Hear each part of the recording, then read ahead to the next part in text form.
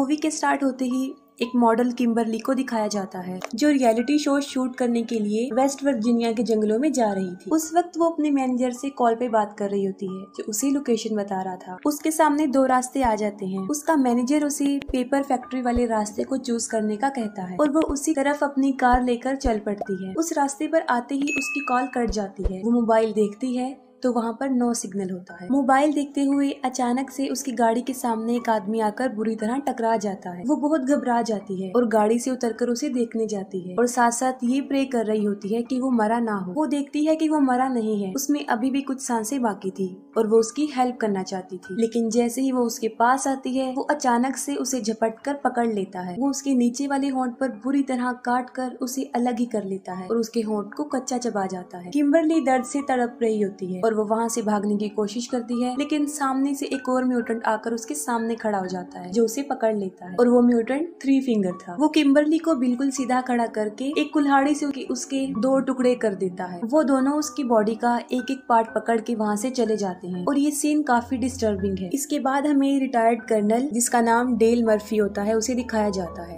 और वो ही West Virginia के जंगलों में रियलिटी शो का होस्ट कर रहा है। उनके शो का नाम अपोकलिप्स होता है। इस शो में टोटल 6 पार्टिसिपेंट जिनमें किम्बरली जो वहाँ पर पहुँच नहीं सकी क्योंकि वो रास्ते में ही म्यूटेंट्स का शिकार बन चुकी थी। शो को माइकल नाम का एक लड़का डील कर रहा था और वही शो का डायरेक्टर था। वो सब शूटिंग के लिए रेडी हो जाते हैं लेकिन किम्बरली वहाँ पर मौजूद नहीं थी, जिस पर माइकल डिसाइड करता है कि वो उसके बगैर ही अपने शूट को स्टार्ट करेंगे और वो शो की सेकंड प्रोड्यूसर मारा को कहता है कि 6 कंटेस्टेंट बन जाए और वो इस बात के लिए एग्री हो जाती है। वो पूरे जंगल में कैमरास फिट कर देते हैं ताकि सारे पार्टिसिपेंट्स पर नजर रख सके और साथ साथ वो पार्टिसिपेंट के ऊपर भी एक कैमरा लगा देते हैं। फिर वो शूटिंग स्टार्ट कर देते हैं। डेल उन लोगों को एक अजीबोगरीब टास्क दे देता है कि उन्हें जाकर जंगल में खाना ढूंढना है। उन 6 के 6 पार्टिसिपेंट्स को वो एक एक टीम में डिवाइड करते हैं। उन्हें सारे रूल्स बता दिए जाते हैं और इसके बाद उनका शो स्टार्ट हो जाता है। आरवी में उन लोगों ने जो कैमरा लगाया था उसके फुटेज में हम नील को देखते हैं जो उस वक्त टॉयलेट कर रहा होता है। तभी 3 फिंगर पीछे से आकर उसे पकड़ लेता है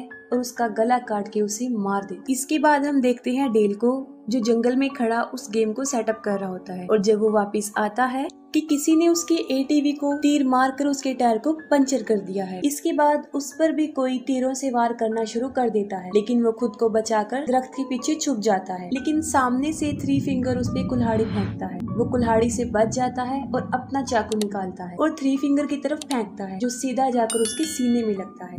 लेकिन 3 फिंगर को उसका जरा भी असर नहीं होता और वो चाकू पर लगे अपने ही खून को लीक करता है और अचानक से वहाँ पर एक और म्यूटेंट आता है जो डेल को पीछे से मारकर बेहोश कर देता है। दूसरी तरफ माइकल जो टीम ए को शूट कर रहा होता है जो अपने चैनल को फेमस करने के लिए दुनिया को सर्वाइवल के अलावा और भी बहुत कुछ दिखाना चाहता था, लेकिन जेक इस बात से इनकार कर देता है। वो कहता है कि मैं ऐसा कुछ नहीं करूंगा क्योंकि मेरी फैमिली ने भी ये शो देखना है और ये कहकर वो वहाँ से चला जाता। लेकिन इलीना ये मौका गंवाना नहीं चाहती थी और वो चाहती थी कि वो शो में सबसे ज्यादा नजर आए और इसीलिए वो माइकल को लालच देती है। नीना और मारा को एक टास्क मिलता है और वो टास्क ये था कि उन्हें रिवर के पास जाकर अपना वो टास्क कंप्लीट करना था। वो तेजी से भागकर रिवर के पास आ जाती है और मारा उस टास्क को पूरा करने के लिए आगे बढ़ती है और देखते ही देखते वो टास्क को कंप्लीट कर लेती है। लेकिन साथ में वो माइकल और इलीना को भी देख लेती है जिससे वो काफी डिसहार्ट होती है क्योंकि ये सब कुछ वो माइकल के लिए ही कर रही होती है। वो काफी दुखी हो जाती है जिस पर नीना उसे बहुत समझाती है। एम्बर और जॉन्सी को जंगल में एक बारबेक्यू नजर आता है और वो समझते हैं कि शायद यही उनका टास्क है और वो कपड़े की मदद से उसे वहाँ से उठाकर ले जाते हैं। मारा उस जगह को छोड़ना चाहती थी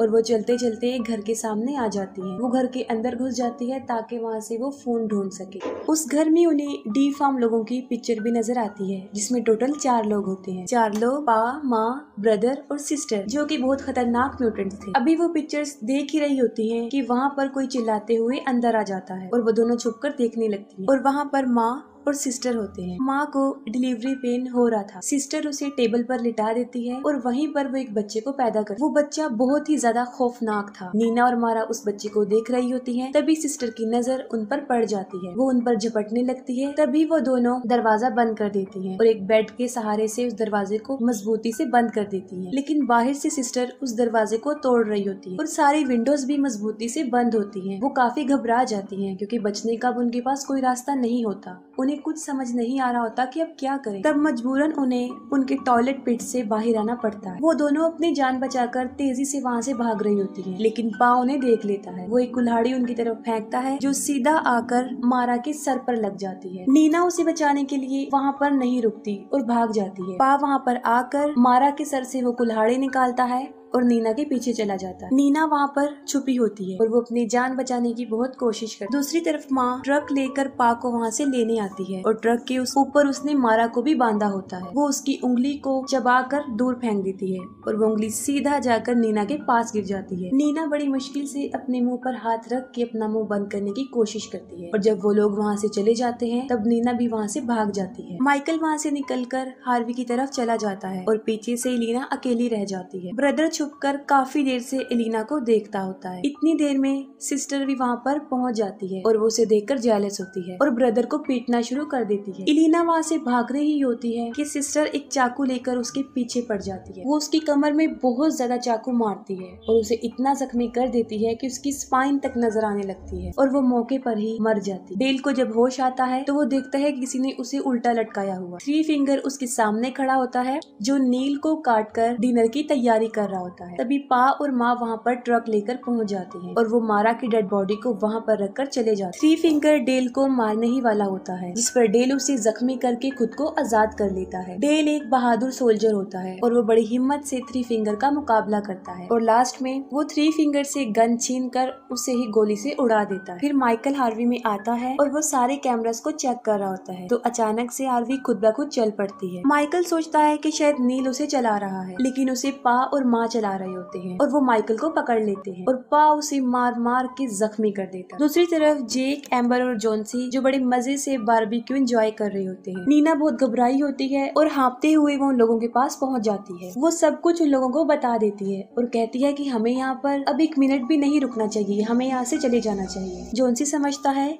कि शायद ये भी शो में एक्टिंग का एक पार्ट है और वो एक्टिंग ही कर रही है। तब अचानक एम्बर की नजर उस बारबेक्यू पर पड़ती है जो वो खा रहे होते हैं। वो देखते हैं कि उसके ऊपर किम्बरली का टैटू बना हुआ है और वो समझ जाते हैं कि वो किम्बरली की टांग खा रहे होते हैं। ये देखकर वो वहाँ पर बिल्कुल भी नहीं स्टे करते और वहाँ से भाग जाते हैं। वो आरवी की तरफ आते हैं लेकिन वहाँ पर उन्हें कुछ भी नजर नहीं आता। तब वो डिसाइड करते हैं कि हमें अपनी जान बचाने के लिए पेपर मिल की तरफ भागना होगा। डेल को भी वो घर मिल जाता है और उस घर में उसे मेनार्ड मिलता है। मेनार्ड मूवी के फर्स्ट पार्ट में गैस स्टेशन का मालिक होता है। डेल वहाँ अपने जख्मों पर टांके लगा रहा होता है और मेनार्ड उन्हें इन म्यूटेंट्स के बारे में बताता है। वो उसे बताता है कि ये म्यूटेंट्स इन ब्रीडिंग और पेपर मिल से निकलने वाले केमिकल वेस्ट की पैदावार है। और जैसे ही उसे पता चलता है कि डेल ने थ्री फिंगर को मार दिया है वो उस पर अटैक कर देता है और साथ में वो कहता है कि थ्री फिंगर मेरा बेटा था। डेल वहाँ पे एक पड़ा हुआ एक डायनामिट उठाता है और उसे मेनार्ड के पीछे लगा देता है, जिससे एक बहुत बड़ा ब्लास्ट होता है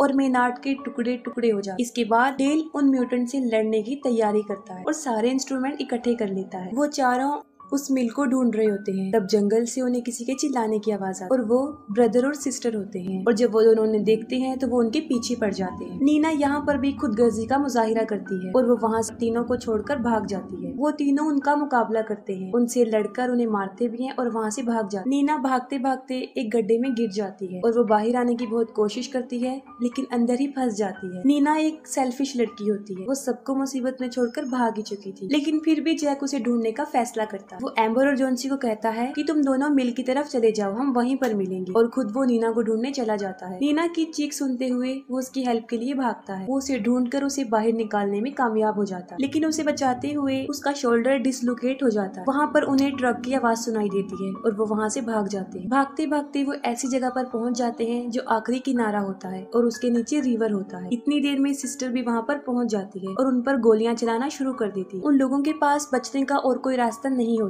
और वो रिवर में ही कूद जाते हैं। एम्बर और जॉन्सी भाग रहे होते हैं और जॉन्सी एक ट्रैप में फंस जाता है। एम्बर उसे बचा रही होती है और वो खुद भी इस ट्रैप में फंस जाती है और इतनी देर में पा और ब्रदर भी वहाँ पर पहुँच जाते हैं। पा उन लोगों के ऊपर अभी निशाना बना ही रहा होता है तो वो ब्रदर को मौका देता है। ब्रदर एक ही तीर से उन पर वार करके उन्हें मार देता है। नीना और जैक बड़ी मुश्किल से मिल की तरफ पहुँच जाते हैं और वहाँ पर एक अलमारी में उन्हें एक स्केलेटन मिलता है जो एक छोटी बच्ची का होता है। नीना उसे देखकर बहुत डर जाती है और वो सोचती है कि शायद ये बच्ची भी इन म्यूटेंट से बचकर यहाँ पर छुपी थी और इंतजार करते करते वो वहीं पर ही मर गई। डर की वजह से नीना वहाँ से भागने लगती है, लेकिन जेक उसे पकड़ लेता है और कहता है कि जोन्सी और एम्बर यहाँ पर आने वाले हैं, हमें उनका वेट करना चाहिए। वहाँ वो देखते हैं कि विक्टिम्स की बहुत ज्यादा गाड़ियाँ खड़ी हुई थी जो तादाद में बहुत ही ज्यादा थी, और वहाँ पर उनकी आरवी भी खड़ी जिसमें माइकल की मुसलसल चिल्लाने की आवाजें आ रही। वो दोनों उसे बचाने के लिए आगे बढ़ते हैं। जब जेक अंदर जाता है तब वो देखता है कि माइकल लाइव आ रहा है और माँ उसे बड़ी बेरहमी से मार देती है, जिस पर जेक समझ जाता है कि ये उनके लिए बिछाया गया एक ट्रैप है। लेकिन अब वक्त गुजर चुका था और वो दोनों उन दोनों को भी पकड़ लेते हैं। नीना जब होश में आती है तब वो देखती है कि किसी ने उसे डाइनिंग टेबल के सामने बांधा हुआ है और जेक को भी सामने लटकाया हुआ है। तब उस फैमिली का डिनर का टाइम होता है और डिनर करने से पहले वो सब प्रे करते हैं। ब्रदर जबरदस्ती नीना के मुंह में खाना डालता है और यहाँ पर हमें पता चलता है कि वो फैक्ट्री ही असल में उनका घर था। माँ एक ग्राइंडर में बचे हुए बॉडी के वेस्ट पार्ट फेंक देती है और वहीं पर डेल उसे छुपकर देख रहा होता है। डेल बाहर आ जाता है और उसकी मूवमेंट से आवाज पैदा हो जाती है, जिससे उन सबको पता चल जाता है। आवाज सुनते ही वो उसे ढूंढना शुरू कर देते हैं। डेल ब्रदर और सिस्टर को अपने ट्रैप में फंसाता है और उन दोनों को भी डायनामिट से उड़ा देता है। अंदर नीना खुद को आजाद करने की कोशिश करती है और इतनी देर में डेल वहाँ पर पहुँच जाता है और वो उसे आजाद कर देता है। उसके बाद वो जेक को भी खोल देता है। तभी पा और माँ भी वहाँ पर आ जाते हैं और अपने बच्चों को टुकड़े टुकड़े हुआ देखकर वो दोनों पागल हो जाते हैं। पा डेल के ऊपर कई बार तीर से वार करता है, लेकिन वो एक स्ट्रॉन्ग इंसान था। माँ उसकी तरफ एक तेज धार वाला हथियार फेंकती है जो उसकी गर्दन से लिपट जाता है और वो उसकी पूरी गर्दन काट देता है। उसे बहुत ज्यादा ब्लीडिंग होती है और मौके पर ही उसकी भी मौत हो जाती है। नीना बड़ी मुश्किल से उस मिल से बाहर आ जाती है, लेकिन गलती से जेक उस ग्राइंडर वाले रूम में चला जाता है। माँ और पा भी वहाँ पर पहुँच जाते हैं और जबरदस्ती उसे ग्राइंडर में फेंकने की कोशिश करते हैं। नीना को जेक की चीखें सुनाई देती हैं और अब वो उसकी हेल्प के लिए जाती है। वो पा की गर्दन पर बाइट करके उसका मांस उखाड़ देती है और जेक मारते हुए पा को ग्राइंडर में धकेलने की कोशिश करता है, जिससे उसका एक हाथ कट जाता है। एन वक्त पर माँ उसे ग्राइंडर से बाहर निकाल देती है। इतनी ही देर में नीना एक लीवर खींच देती है, जिससे लकड़ी का लोग वहाँ से मूव करता हुआ उन लोगों से टकरा जाता है और सीधा उन्हें ग्राइंडर में फेंक देता है, जिससे उनका कीमा कीमा बन जाता है। नीना और जेक एक कार में बैठकर वहाँ से चले जाते हैं। फिर लास्ट सीन में हमें दिखाया जाता है कि थ्री फिंगर अभी मरा नहीं होता, वो भी जिंदा होता है, जो कि डी फार्म बच्चे को फीड कर रहा होता है और वो भी मारा की फिंगर से। और इसके साथ ही मूवी एंड हो जाती है।